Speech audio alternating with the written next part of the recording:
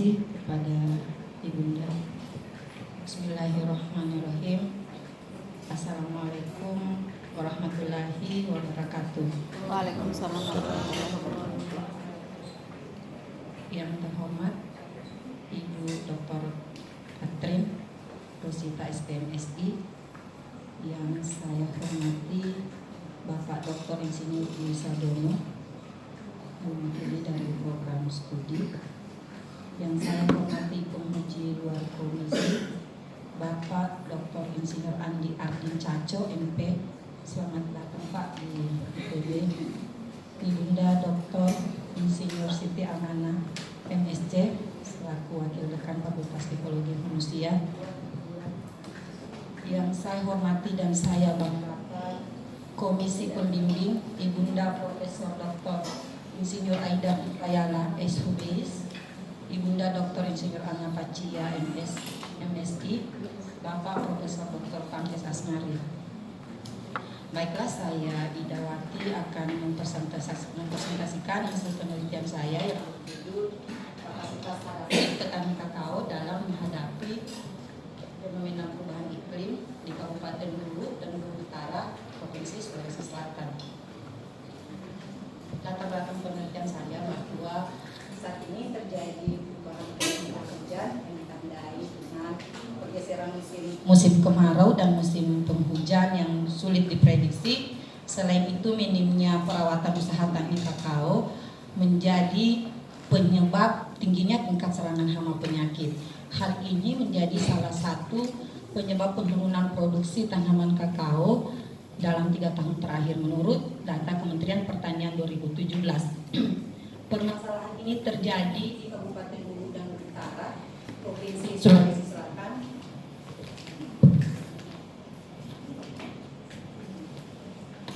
Provinsi Sulawesi Selatan, di mana mayoritas petani kakao pada kedua wilayah tersebut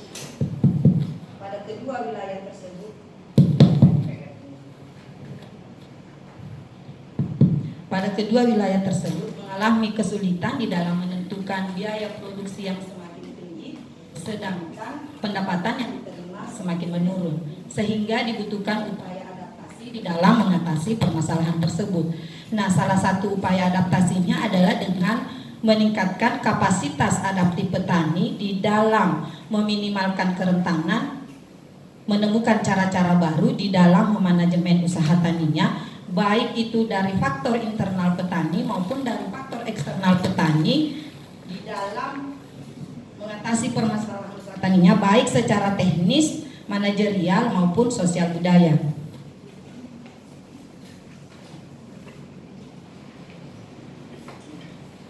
Adapun masalah penelitian, sejauh mana kapasitas adaptif petani kakao dari 2 kabupaten, faktor-faktor apa saja yang memengaruhi kapasitas adaptif petani kakao dari 2 kabupaten, bagaimana strategi kapasitas adaptif petani kakao dari 2 kabupaten.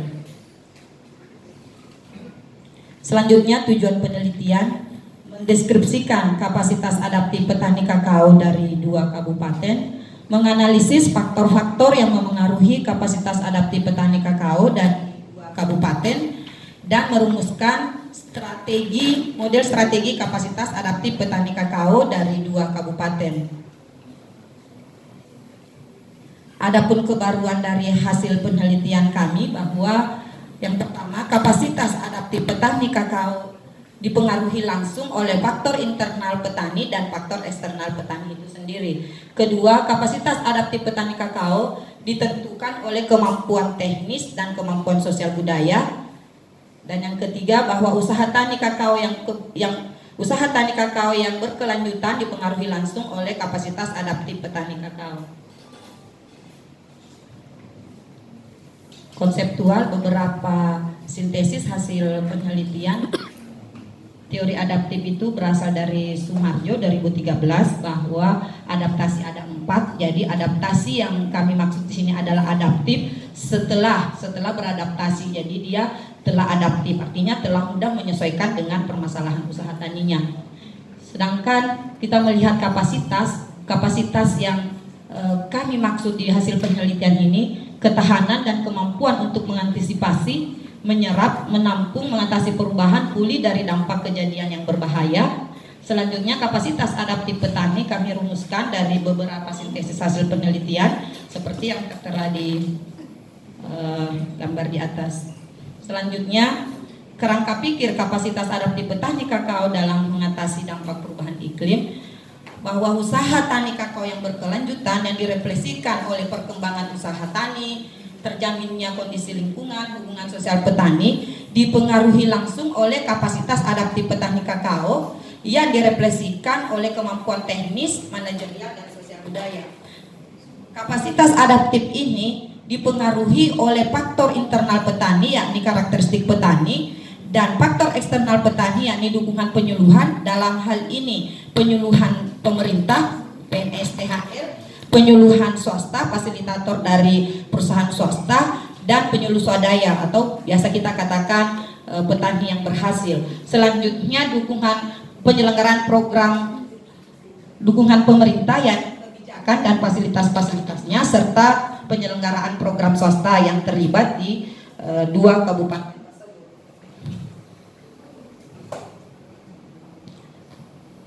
Metode penelitian, lokasi penelitian ditentukan secara purposive sampling dengan kriteria sebagai sentra tanaman kakao dan terdapat perusahaan swasta yakni 2 kabupaten, 4 kecamatan, dan 8 desa. Waktu penelitian pada bulan Juni sampai Agustus 2018. Selanjutnya, metode yang digunakan adalah metode survei dari 960 populasi petani. Nah, di dalam menentukan sampel di dalam populasi tersebut menggunakan rumus Lopin sebanyak 282 petani, dan penentuan sampel dari setiap stratum, dalam hal ini 8 desa, secara proporsional. Di dalam menentukan sampel dari setiap desa, kami menggunakan stratified sampling di dalam kelompok tani yang terpilih.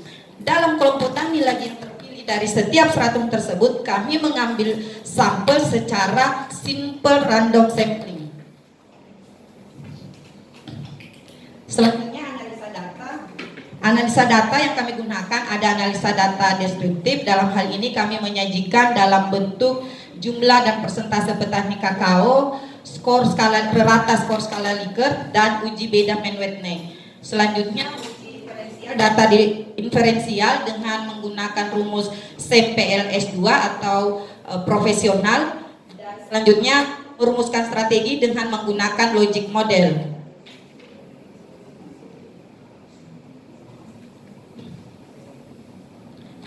Penelitian dari dukungan internal petani, dalam hal ini karakteristik petani, dari 8 subvariabel yang kami teliti ada 4 variabel subvariabel yang relatif sama, yakni umur, tingkat pendidikan non formal, jumlah tanggungan keluarga, dan persepsi petani terhadap perubahan iklim. Yang berbeda, terdapat beberapa perbedaan adalah tingkat pendidikan formal, lama berusaha tani, penguasaan lahan, tingkat kekosmopolitan, dan tingkat ketersediaan informasi. Sedangkan jika kita membedakan dari tiap kabupaten, Kabupaten Luwu Utara lebih rendah dibanding Kabupaten Luwu lebih rendah dibanding Kabupaten Luwu Utara. Selanjutnya, dukungan penyuluhan sebagai dukungan eksternal petani, dalam hal ini tingkat kesanggupan penyuluhan di dalam melaksanakan tupoksinya di lapangan. Kami mengambil 4 subvariabel, dalam hal ini intensitas penyuluhan dan kesesuaian materi penyuluhan lebih optimal dibandingkan kemampuan penyuluh dan manfaat metode penyuluhan, dan semuanya berbeda nyata dari 2 kabupaten.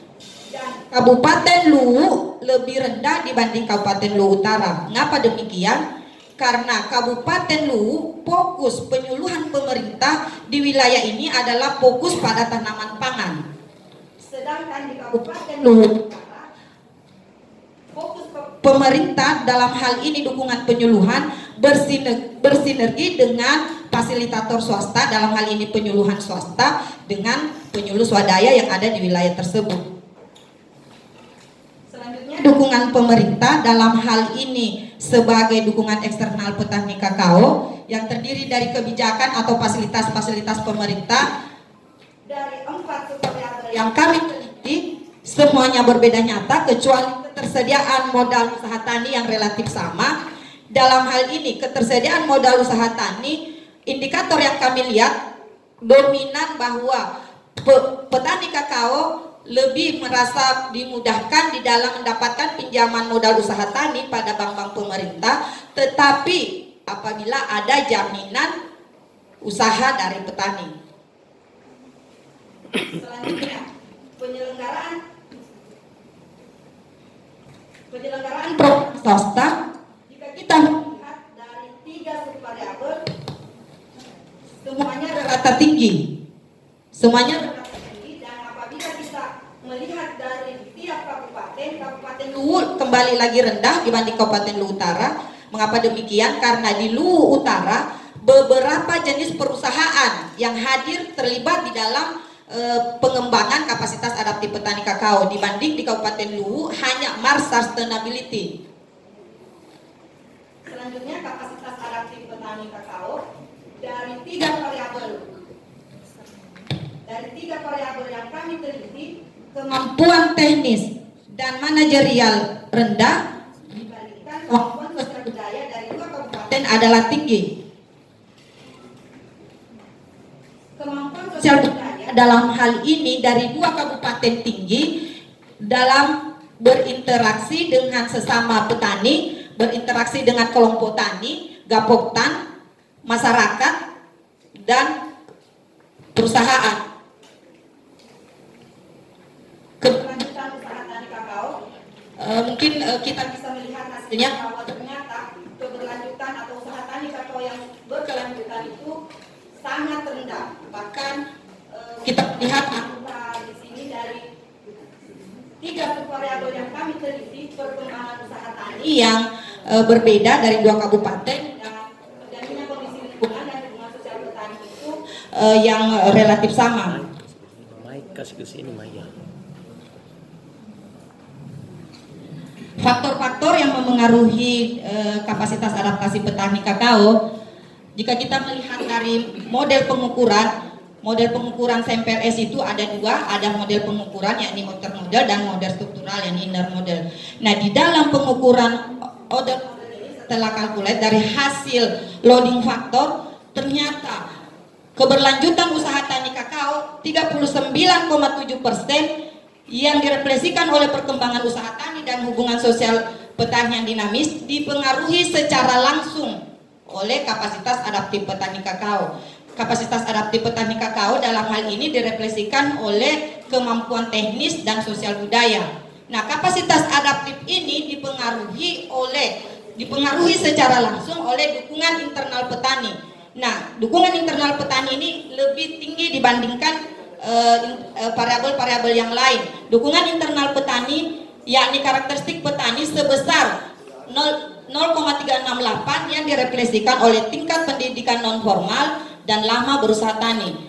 Selanjutnya, kapasitas adaptasi petani yang kedua mempengaruhi secara langsung dari angka tingkat signifikansinya yakni dukungan pemerintah. Dalam hal ini pelayanan informasi iklim dan ketersediaan modal usaha tani. Selanjutnya, dukungan penyuluhan, dalam hal ini pemerintah, swasta, dan swadaya yang direfleksikan oleh kemampuan penyuluh dan kesesuaian materi penyuluhan.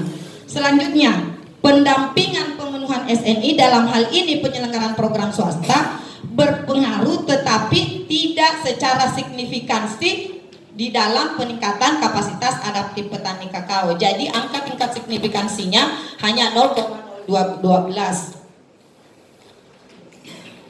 Logic model. Nah, perumusan strategi model di dalam menentukan strategi dari beberapa hasil penelitian bahwa logic model itu adalah menarasikan hubungan sebab akibat antara input, proses, output, dan dampak. Nah, dari hasil SEM tadi kita menghasilkan 3 input yang berpengaruh tadi, yang secara langsung yang tinggi adalah karakteristik petani, kemudian dukungan penyuluhan, dan dukungan pemerintah. Nah, dari input tersebut kita harus melakukan aktivitas apa untuk menghasilkan output. Nah, kita tadi sudah mengetahui bahwa outputnya tadi adalah kemampuan teknis, manajerial, dan sosial budaya. Jadi di dalam merumuskan strategi ini kita bisa merumuskan secara hubungan sebab akibat. Apabila inputnya seperti ini, maka apa yang harus kita lakukan untuk menghasilkan output yang kita sudah targetkan tadi di kemampuan teknis, kemampuan adaptasi teknis dan sosial budaya. Nah, dari input kita melihat beberapa proses. Prosesnya di sini ada beberapa. Selanjutnya keluaran adalah output dan dampak. Nah, dari input, proses, keluaran dan dampak ini merupakan rumusan strategi kapasitas adaptif petani kakao. Dari rumusan logic model ini kita menyimpulkan 3 strategi. Dalam hal ini, yang pertama, bagaimana memastikan terselenggaranya penyuluhan sesuai kebutuhan petani, bukan kebutuhan pemerintah, bukan kebutuhan swasta, tetapi sesuai kebutuhan pemerintah.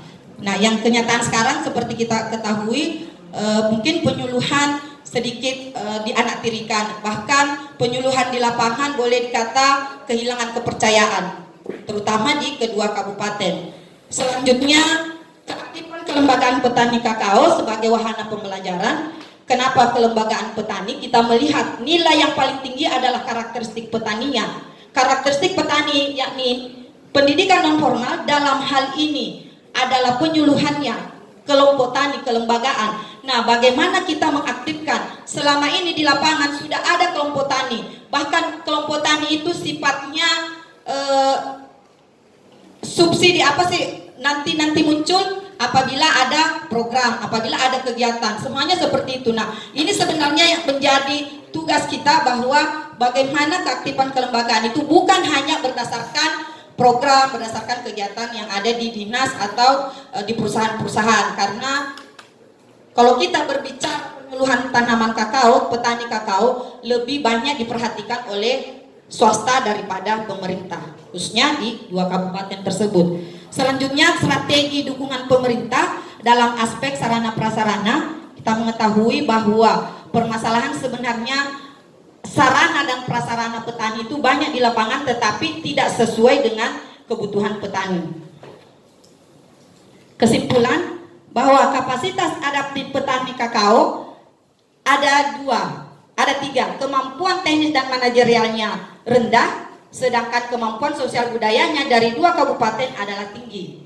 Selanjutnya, faktor-faktor yang memengaruhi tadi dari hasil SEM, yakni karakteristik petani, dukungan penyuluhan, yakni pemerintah, swasta dan swadaya, serta dukungan pemerintah. Selanjutnya, strategi kapasitas adaptif yang tadi yang saya jelaskan, bahwa memastikan penyuluhan berdasarkan kebutuhan petani, mengaktifkan kelembagaan, dan bagaimana dukungan aspek sarana dan sarana prasarana sesuai kebutuhan petani kakao dalam hal ini. Sebenarnya sarannya ada beberapa hal. Dari menjawab pertanyaan pertama, masalah pertama, bagaimana kesimpulan pertama, bagaimana meningkatkan sosialisasi dan menerapkan teknik DAP dan kalender budidaya kakao adaptif, serta pelatihan-pelatihan, bukan hanya di pelatihan yang input, tetapi harus ada pelatihan output, artinya pemasaran hasil-hasil pengolahan, karena di kedua wilayah itu masih fokus di budidaya, sedangkan di beberapa di Kabupaten Luwu Utara sudah banyak pemasaran pengolahan hasil. Selanjutnya, peningkatan kapasitas adaptif petani kakao. Harusnya ada pelatihan seperti sekolah lapang iklim yang bekerja sama antara dinas pemerintah dengan BMKG, dan pembinaan petani itu jangan hanya input, artinya harus ada pendampingan dan pembinaan dari hulu sampai hilir, karena yang kita lihat di lapangan pemerintah memberikan subsidi, setelah itu hilang. Nah, pada saat contohnya subsidi jagung, pada saat ada subsidi itu ada perhatian pemerintah. Nah, setelah ada hasilnya, harganya sudah tidak terjamin lagi. Selanjutnya, perkebunan kakao berkelanjutan ditekankan pada kapasitas adaptif petani secara partisipatif dan pengelolaan korporasi petani yang lagi didengungkan sekarang Kementerian Pertanian menurut Permentan nomor 48 tahun 2014.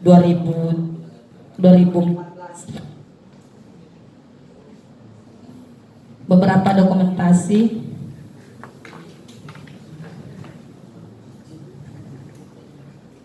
Kira demikian hasil presentasi saya. Saya kembalikan kepada pimpinan sidang. Terima kasih.